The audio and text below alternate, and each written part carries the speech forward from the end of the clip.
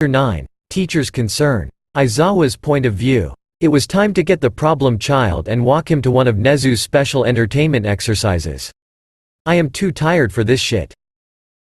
As I made my way to Midoriya's dorm room, I see All Might with Nezu walking down the hallways to Midoriya's door as well. Nezu.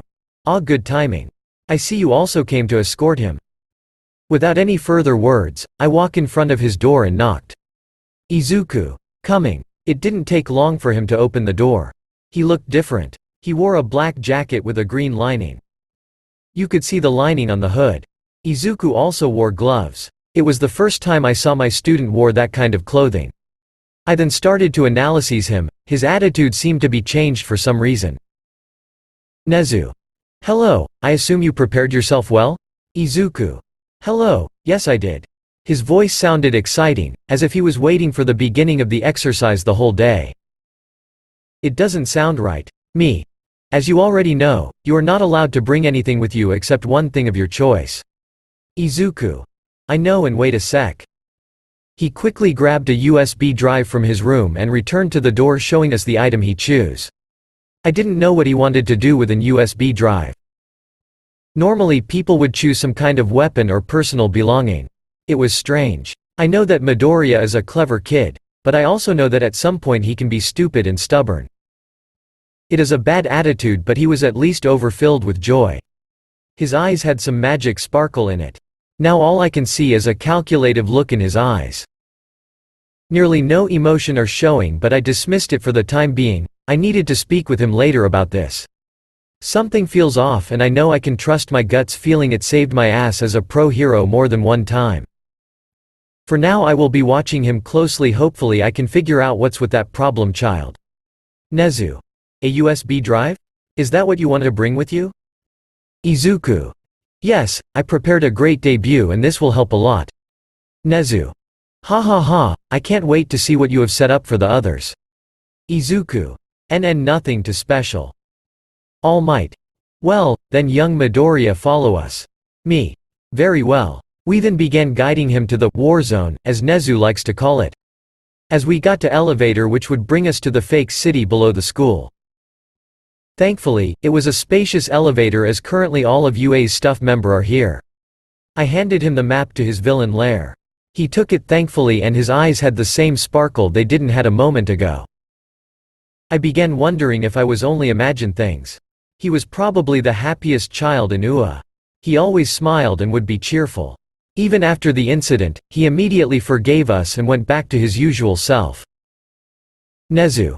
From the last time we spoke and judging from the USB drive you did prepare yourself pretty well. Izuku. Yes, I put a lot of thought into it. Nezu. Mind telling you some of your surprises? Nezu was chirping again. This is always a bad sign. That creature knows something we don't and that makes me uncomfortable. What does he know what I as his homeroom teacher don't? I gave a quick glance to All Might to see if he knows more about this since he and Midoriya would train more together. However, judging from his expression he didn't had a clue. He was looking at me perplexed, as I would know the answer, which I don't, and that is something rare. I could see the other teachers also tense up as they realized our little unspoken talk. Izuku. I could do that. But that would ruin all the fun. Everyone was now confused. Neither one of the other teacher ever heard him say something like that. I could hear Zashi, Present Mike, and Namori, Midnight, whispering. No one seems to notice them. Namori. Hey, was he always like that? Zashi. I don't think so. He probably slipped into his villain role already. Namori. Makes sense, I like this new villain.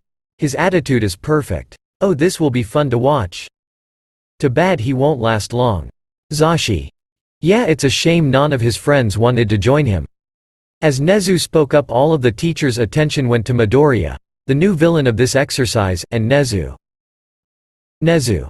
Let me remind you again, there will be some upperclassmen here, so before you decide to use the explosives you need to inform me so that we can remove them from that place. There will also be some civilian robots, which you are free to attack. Wait a second. Explosives? What the hell is going on?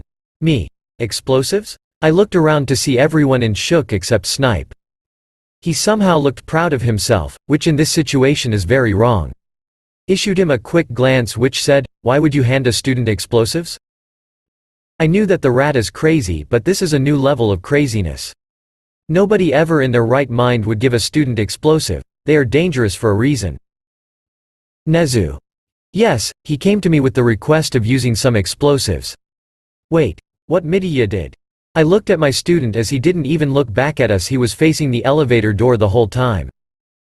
This is becoming obscure and bizarre every minute. Midnight.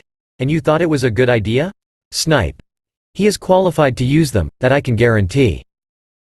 Everyone was worried, what he would do with explosives. Izuku. Don't worry, the explosives are the least of their worries. Not only did he say that, but he was now turning around and facing us the first time. He gave a smile, which normally wouldn't freak anyone out, but not this time.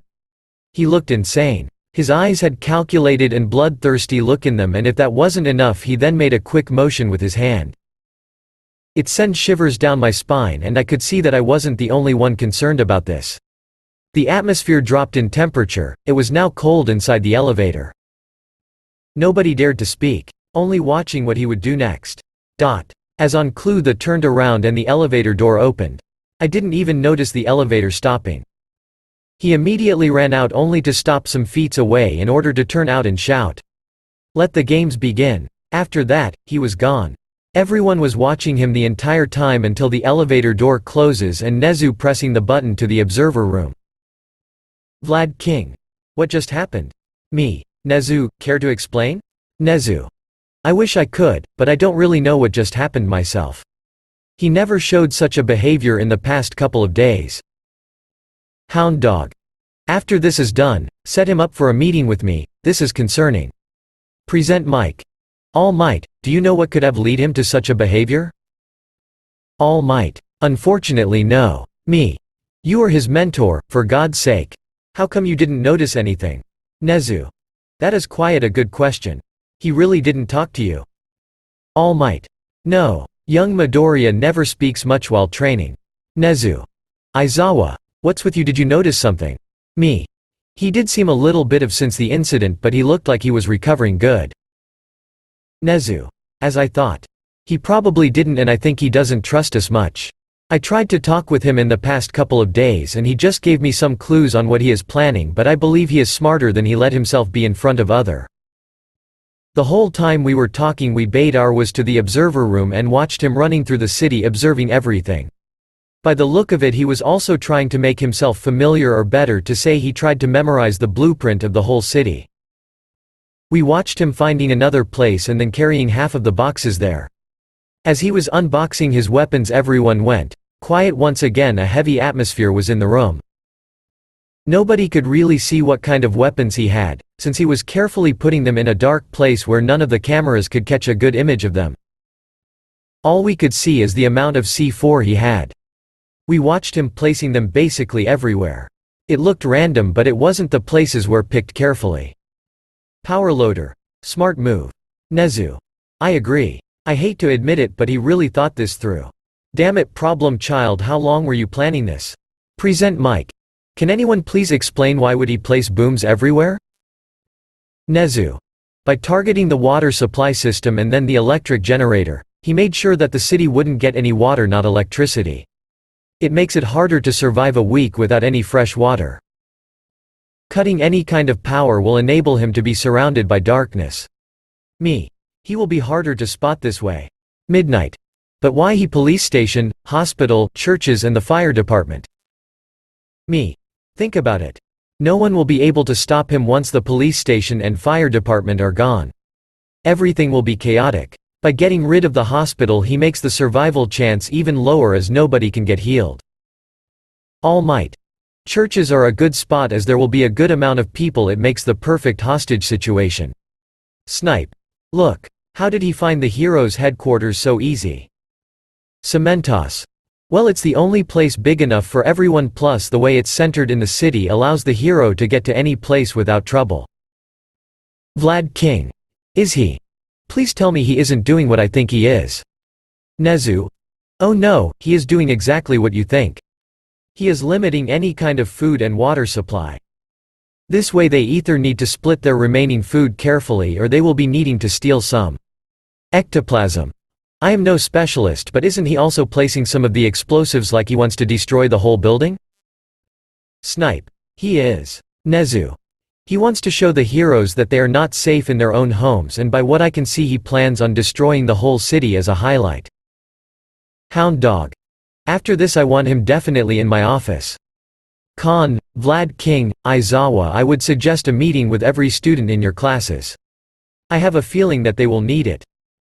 We both looked at him and nodded in agreement. Present Mike. I think we can all agree that this will not be over in one day. Teachers. Yeah. Ectoplasm. Does anyone know what is in these boxes? Power loader. Some support gear that Hatsume Mei did for him as well as his custom. Snipe. Explosives obviously, but he also showed me that he can use a gun. Nezu. Fake blood. Aizawa. I don't get paid enough for this shit. Vlad King. Aizawa, what are you teaching your students? A.N. Thank you for subscribing. I am glad you like the story so far. Please feel free to comment anything you like. Till next time.